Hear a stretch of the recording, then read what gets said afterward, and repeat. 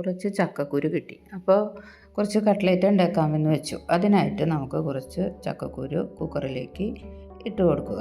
അത് കഴിയുമ്പോൾ നമുക്ക് കുറച്ച് വെള്ളം ഒഴിച്ച് ഒരു വിസിൽ അടിക്കുന്നത് വരെ വയ്ക്കുക. ഒരു വിസിൽ അടിച്ച് കഴിയുമ്പോൾ അത് ബൗളിലേക്ക് മാറ്റുക. ഇതിൻ്റെ പോള കളഞ്ഞിട്ട് വേണം നമുക്ക് എടുക്കാനായിട്ട്. അതിനായിട്ട് നടുവേ കീറി പോള കളയാവുന്നതാണ്. വേവിച്ച കാരണം ഇവിടെ വേഗം നമുക്ക് പോള പൊളിഞ്ഞു കിട്ടും. മൊരിയൊന്നും കളയണ്ട. ആ മൊരിയോടുകൂടി തന്നെ നമുക്ക് ഒരു മിക്സിയുടെ ജാറിലേക്ക് ഇട്ടിട്ട് നന്നായി ക്രഷ് ചെയ്ത് പൊടിച്ചെടുക്കണം. ഒരുവിധം നന്നായി പൊടിച്ചെടുത്ത് കഴിയുമ്പോൾ ഇതുപോലെ നമുക്ക് പൊടിയായി കിട്ടും. ഇതിനെ നമ്മൾ ഒരു പാൻ വെച്ച് വറുത്തെടുക്കണം. ഒരുവിധം ബ്രൗൺ കളറുമാകുന്നത് വരെ ഇതിനെ മൊരിച്ചെടുക്കണം. ഇങ്ങനെ മൊരിച്ച് വെച്ച് കഴിഞ്ഞാൽ നമുക്ക് കുറേ നാളത്തേക്ക് സൂക്ഷിച്ച് വെക്കാനും പറ്റും. ആവശ്യമുള്ളപ്പോൾ കട്ട്ലേറ്റ് എടുത്ത് ഉണ്ടാക്കാനും പറ്റും. അതൊരു ബൗളിലേക്ക് മാറ്റുക. ഇനി നമുക്ക് ഇതിനായിട്ട് കുറച്ച് ചേരുവകൾ, നമ്മുടെ സബോള, ഇഞ്ചി, പച്ചമുളക് ഇതെല്ലാം ആവശ്യമാണ്. ഇത് ചെറുതായി അരിയണം. സബോള എല്ലാം ചെറുതായി അരിയുക. പിന്നെ 2 ഉരുളൻകിഴങ്ങ് പുഴുങ്ങി ഇതുപോലെ ഉടച്ച് മാറ്റി വയ്ക്കുക.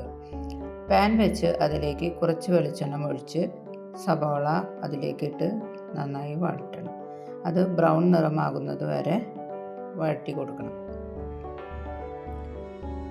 ഈ കട്ട്ലേറ്റ് നമുക്ക് കുട്ടികൾക്ക് സ്നാക്കായിട്ടൊക്കെ കൊടുക്കാവുന്നതാണ്. നല്ല ടേസ്റ്റുമാണ്.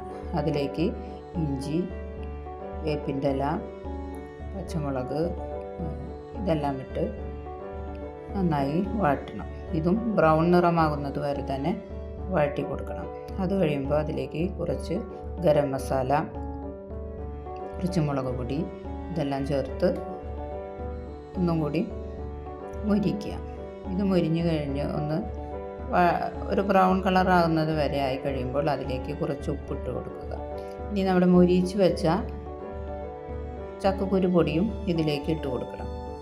ഇതെല്ലാം കൂടി നന്നായി മിക്സ് ചെയ്ത് നന്നായിട്ടൊന്ന് അതിൻ്റെ വെള്ളമൊക്കെ ഒന്ന് വലിഞ്ഞ് മൊരിച്ച് നല്ല ഒരു മൊരിഞ്ഞ് കഴിയുമ്പോൾ നമ്മുടെ പുഴുങ്ങി ഉടച്ചു വെച്ച ഉരുളൻകിഴങ്ങിലേക്ക് ഈ പൊടി ഇട്ട് കൊടുത്ത് ഇതിനെ നന്നായി മിക്സ് ചെയ്ത് എടുക്കണം. മിക്സ് ചെയ്ത് കഴിഞ്ഞ് കഴിയുമ്പോൾ ഇതിനായിട്ട് നമുക്ക് ഷേപ്പ് ചെയ്ത് വയ്ക്കാം. അത് കഴിയുമ്പോൾ നമുക്ക് ഇതിനായിട്ട് ബ്രെഡ് പൊടിച്ചതും മുട്ടയുടെ വെള്ളയും എടുത്ത് വയ്ക്കണം.